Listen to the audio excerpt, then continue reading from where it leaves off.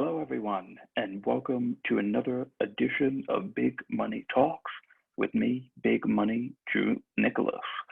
Uh, it's a lot to talk about in the past few days of wrestling. Um, First thing that I want to do is you notice my shirt says Anthony Henry on it, and that is in um,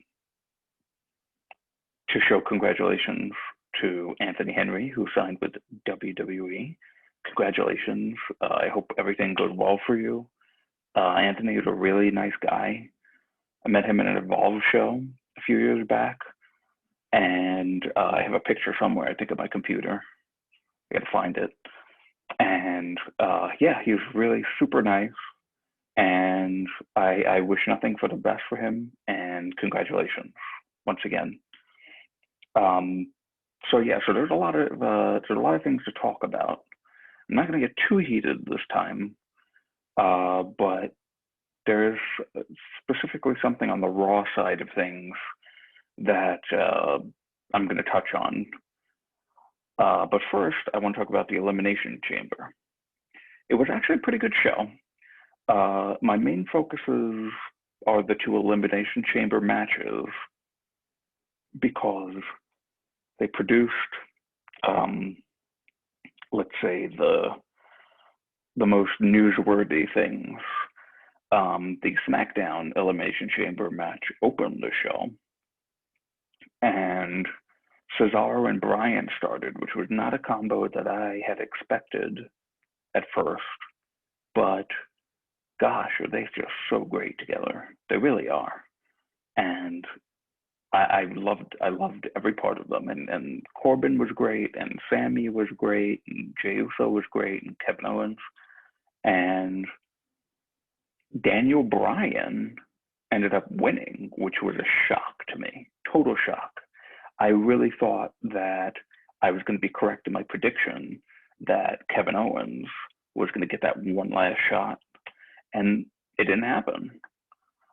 So Daniel Bryan got a quick shot, and they gave him that like little hope spot, trying to get in the submission, and of course, Roman didn't take to that well, and yeah, so Roman pummeled him and won, and then the newsworthy part of that, Edge came out and speared Roman and did, the classic pointing to the sign, wherever the sign might be.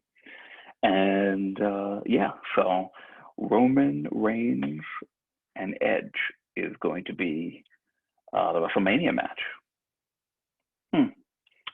I mean, we pretty much figured that what it was going to be, because Edge and Drew McIntyre at the time, we'll get to that in a moment. Edge and Drew McIntyre just, it would have been a good match, I'm sure, but it just didn't make sense. It definitely didn't make sense after last Friday, for sure.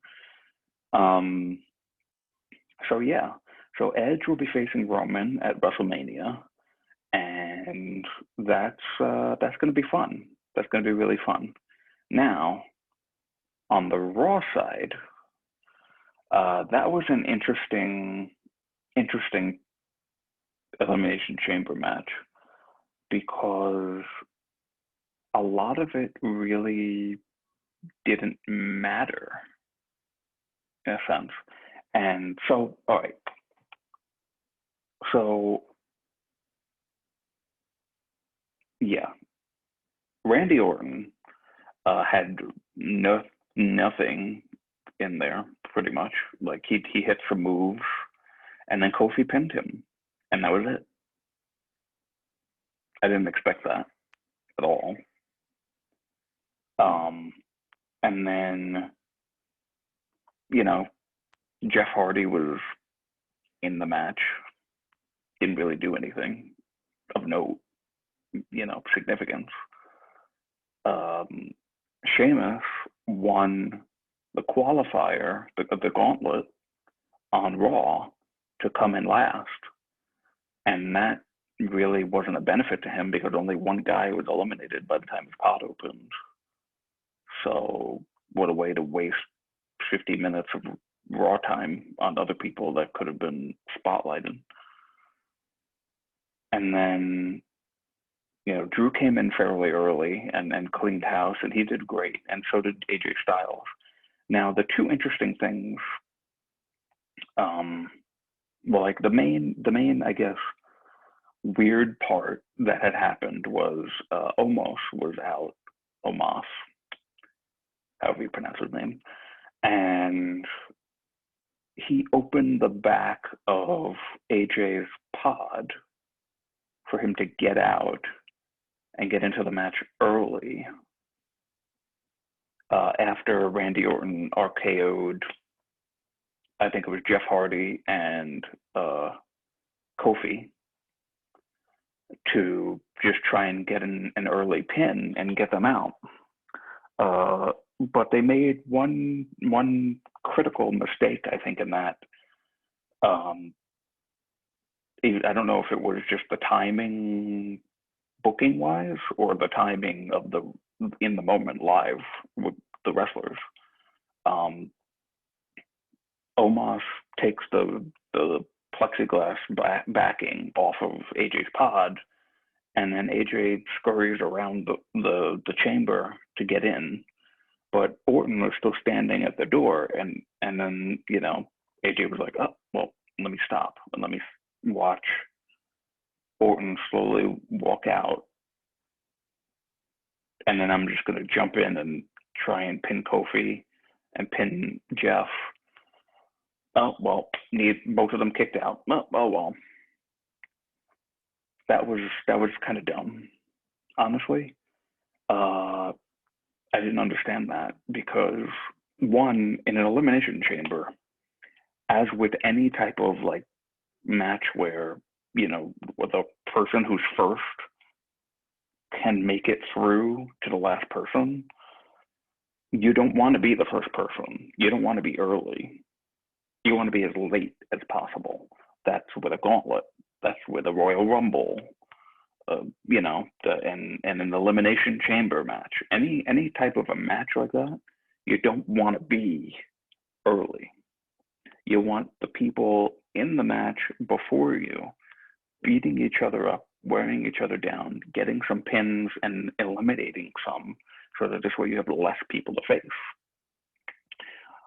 And I think the worst part about that was because in the SmackDown chamber, Sammy prevented his door from opening because clearly you don't want to go in at the time that you're supposed to go in, and you don't want to be in early. So I thought that he was smart to do that. Of course, it backfired like literally 30 seconds later. But the point is, you don't want to be in early. So to show Sammy preventing his door from opening and delaying his time versus AJ having Omos rip the backing off and then running around to get in early and then trying his pins and then just be like, that plan didn't work. I think that was poor. That was poor booking. And I definitely wouldn't have done it that way. Maybe what I would have done was I would have had, since Omos was standing out there, have him somehow not have the doors open or something, have AJ just in there like, oh, hey, get me out, I'm supposed to be out. And then, some shenanigans, whatever. And then when Sheamus came out, then his door would like magically open or something. Or like Adam Pearce could come out and then eject Omos. And Omos would be like holding the doors, and then he'd have to leave, and then the door would open. Something like that. Something better than what they did at the Elimination Chamber.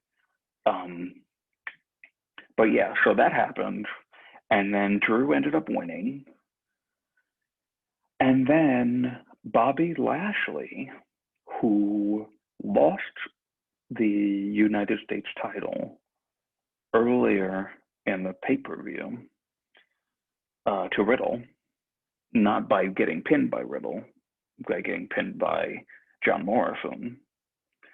I thought that was that was a pretty good match too. Morrison took the pin. That's how it should have happened. Lashley definitely shouldn't have taken the pin. Would be interesting to know what would have happened if Keith Lee actually was in the match. What their booking would have been. Or maybe it's better that way, that we didn't know, that we just never know.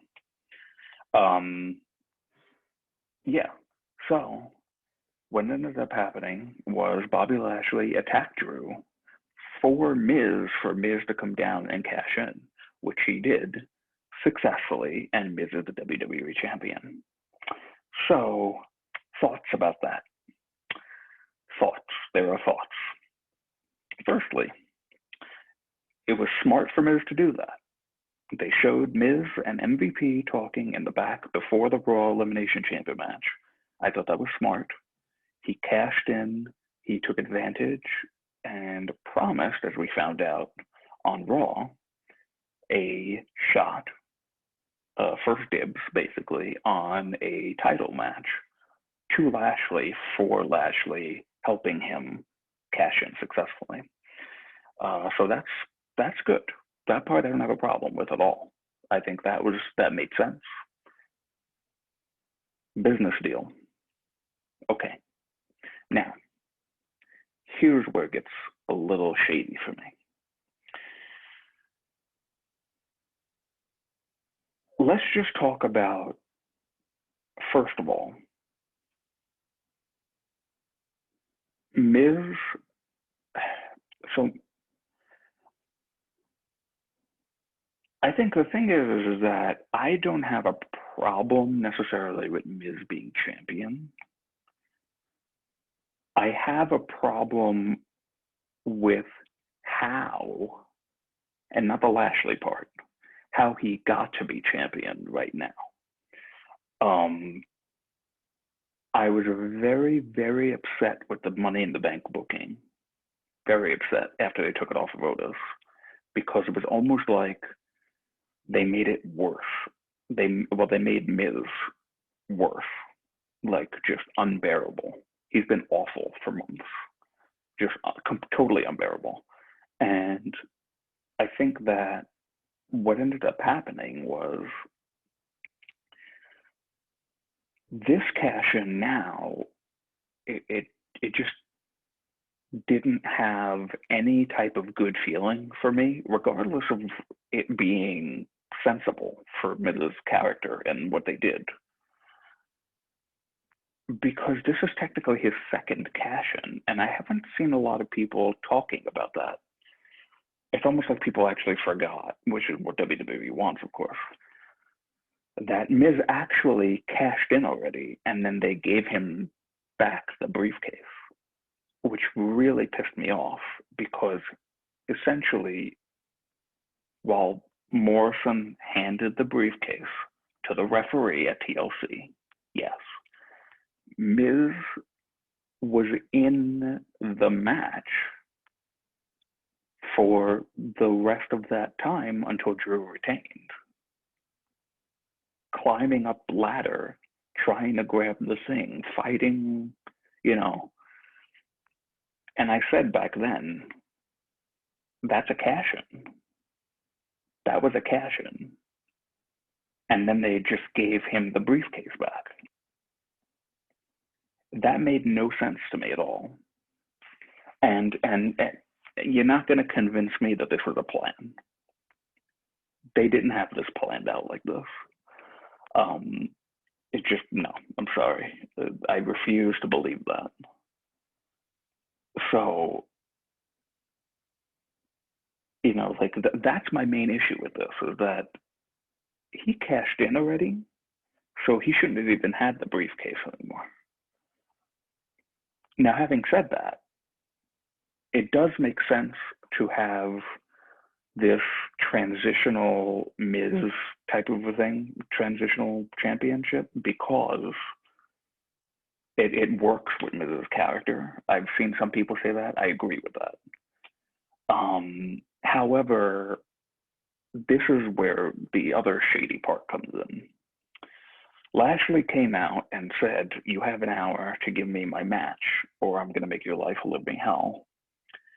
And Miz took his time. He took the hour, and then the hour came, and he came out in his suit when Lashley came out to wrestle. By the way, Lashley looked phenomenal in that like light purplish suit that he came out in to start the show. Holy crap. Like, that's my WWE champion. That guy dresses incredibly well. So Miz said, "I need more time." And I'm just thinking like, all right, Lashley, just destroy him. Let's ring the bell. Let's just do it. Pin him 1, 2, 3. Lashley's the champion, because that's what should, we'll get to my feelings on that as well. But that's what should happen. Instead, something that I didn't even think about at all, and I went, oh no. Braun Strowman came out and demanded a WWE Championship match. And I didn't even think about Braun, to be honest. They totally made me forget about him. And then I said, uh-oh, something's happening. And the something happening is going to lead to Miz holding the title longer than he should.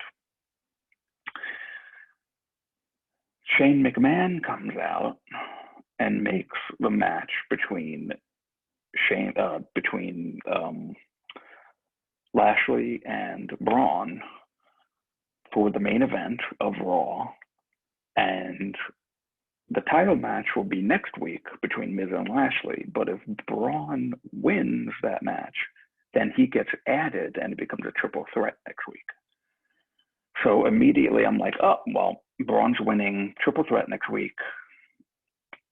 Of course, something happens between Braun and Lashley, and Miz takes advantage and pins Braun, and 1, 2, 3, and Miz retains. But then they swerved me, and Braun didn't win, and it's going to be Miz and Lashley next week only. That was a pleasant surprise. I was like, oh, I didn't expect this. But then the noggin started going again, and I said, oh, well, of course now what's going to happen is one of two things. Next week, somebody's going to interfere, and it's going to keep the Miz title reign going. Probably the Fast Lane. Hopefully it stops at Fast Lane, because I'm telling you now, there's not going to be a conclusive finish next week. If anybody's telling you that, they're selling you a bad bag of goods, because that's not happening next week.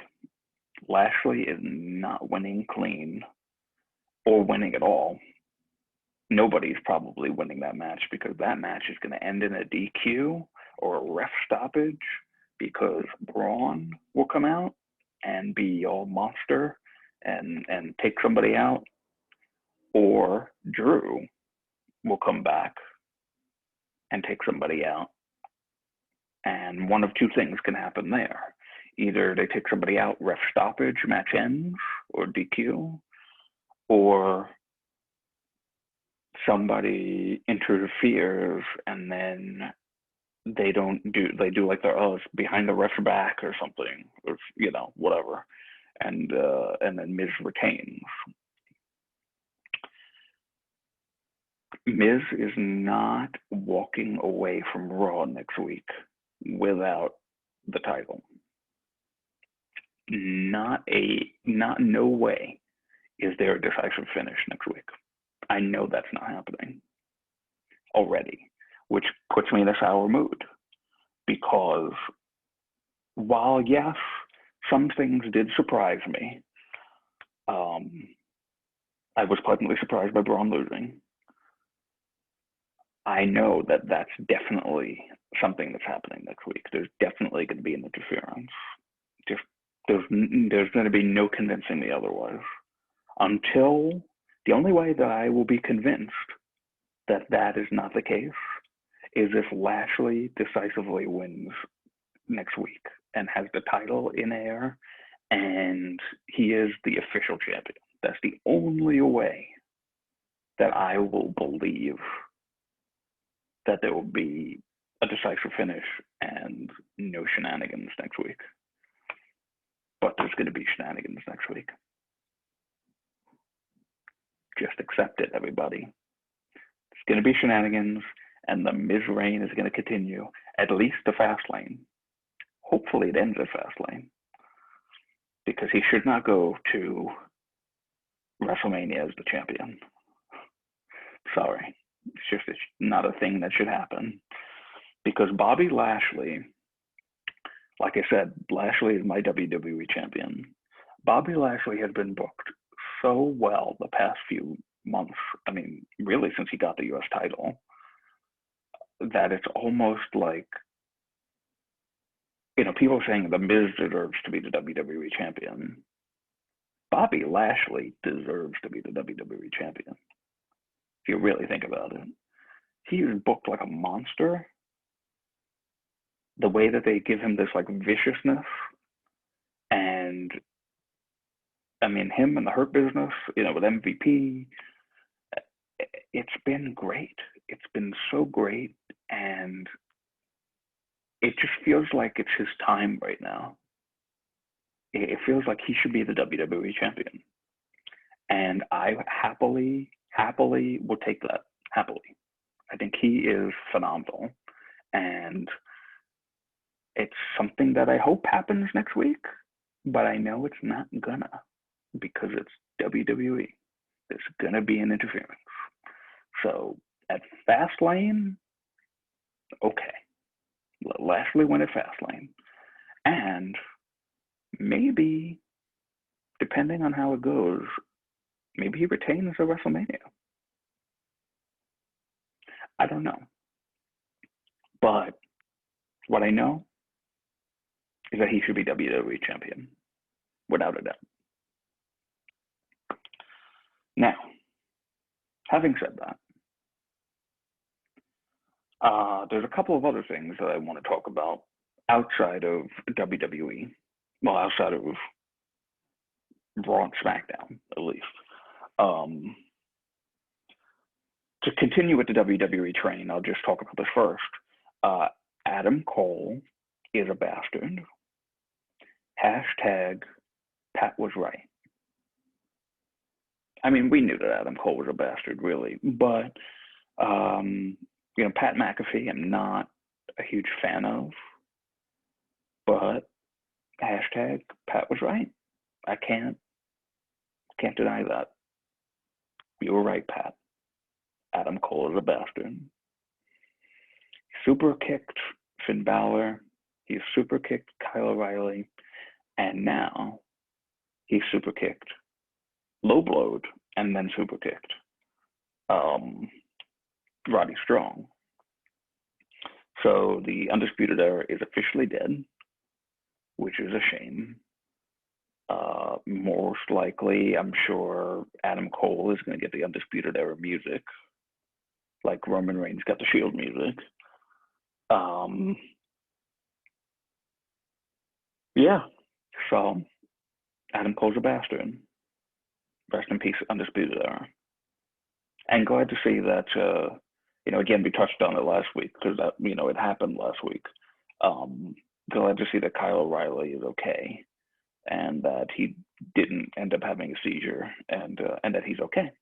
I'm glad. And Kyle, kick Adam Cole's ass, please, when you return.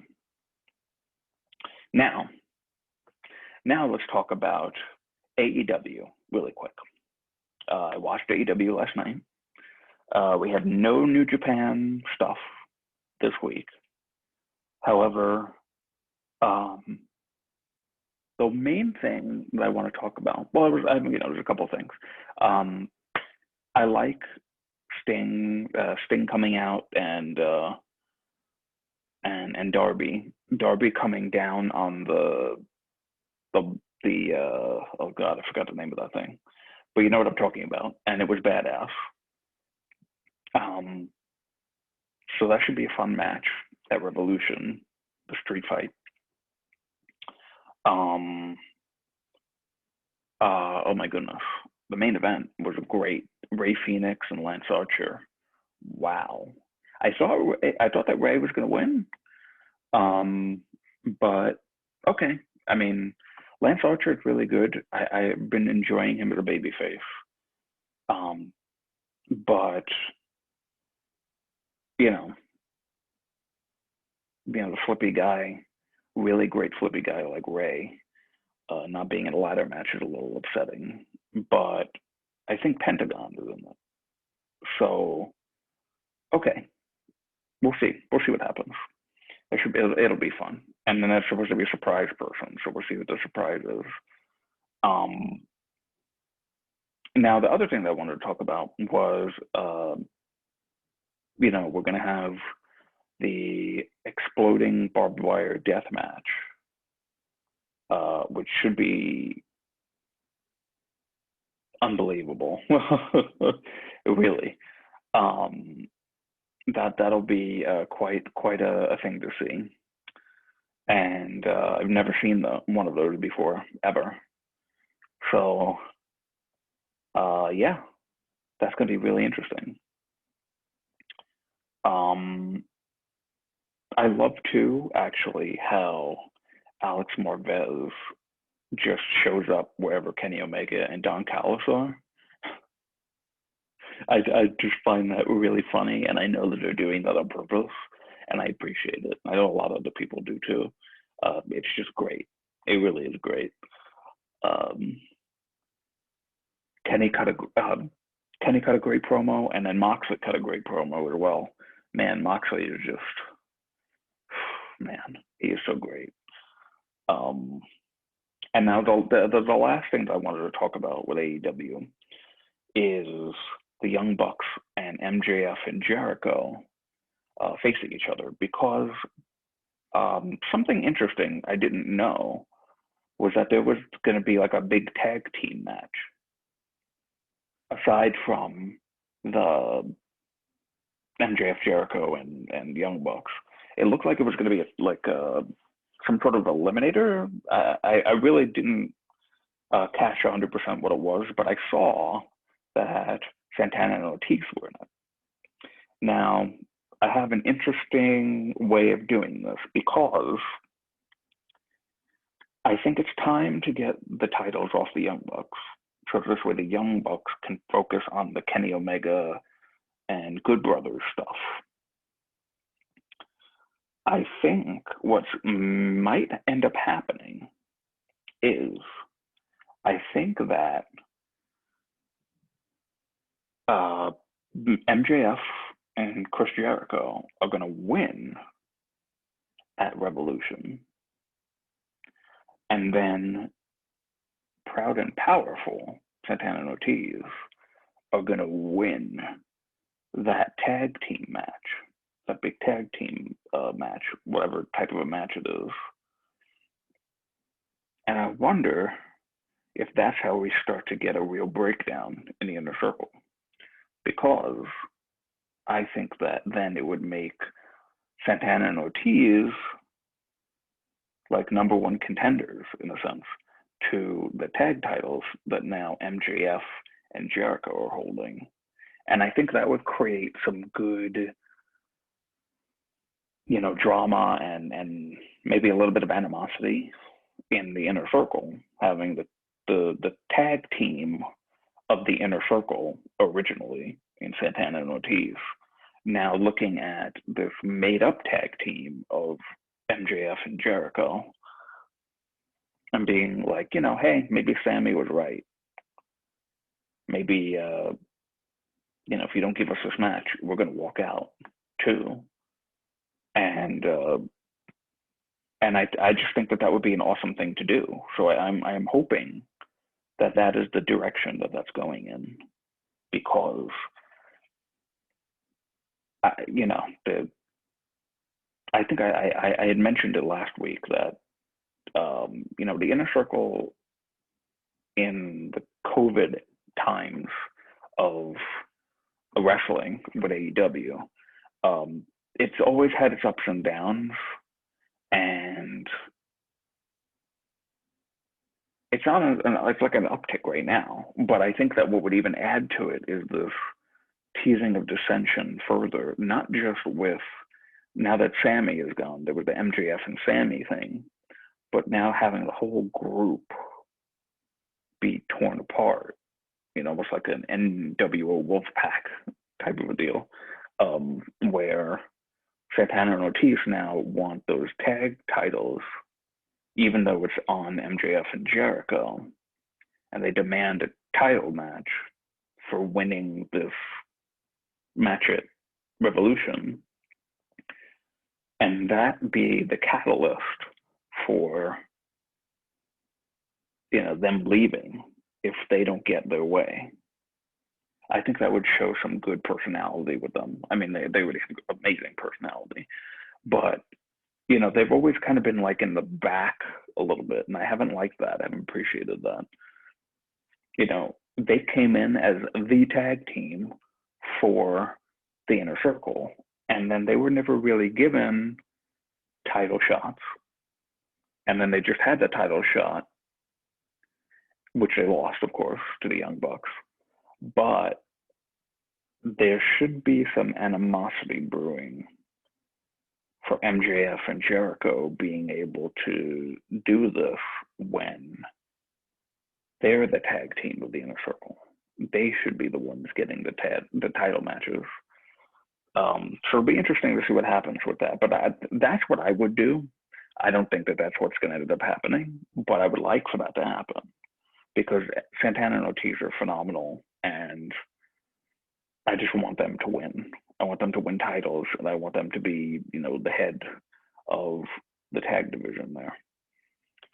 So, yeah, so Revolution is coming up, and I'll be watching that because it looks like fun. And then right after that is Fastlane, I believe. I think March 10th is Fastlane.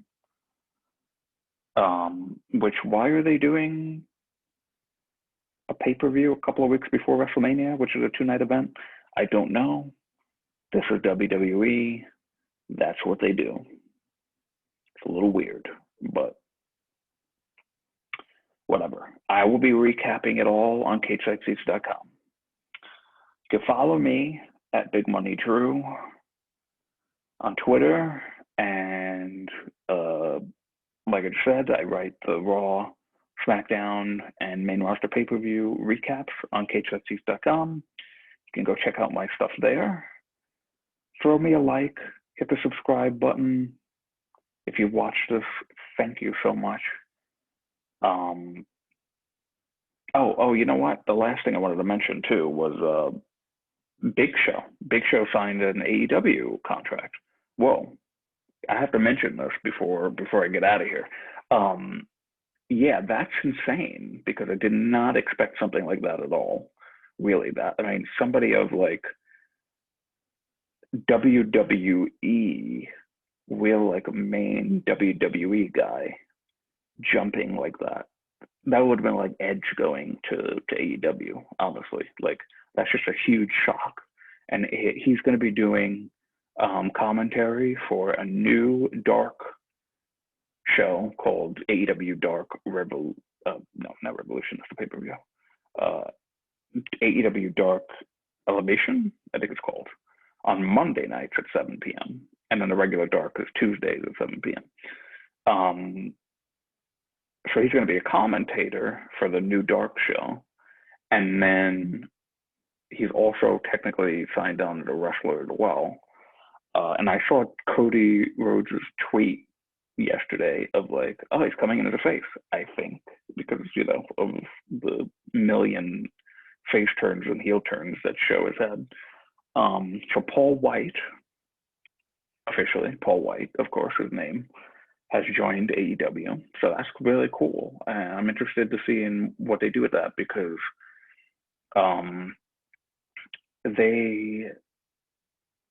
this is like a first time that they've done a big announcement like this for somebody who's coming in as a commentator. but they've started to announce him as a commentator, at least, not as like, Sting had a huge thing where he came out and he was wrestler Sting, not commentator Sting. So I'm really interested to see what they do with Paul White. Yeah, so I just wanted to mention that. Hit subscribe, hit like. Thank you so much for watching. And until next week, bye for now.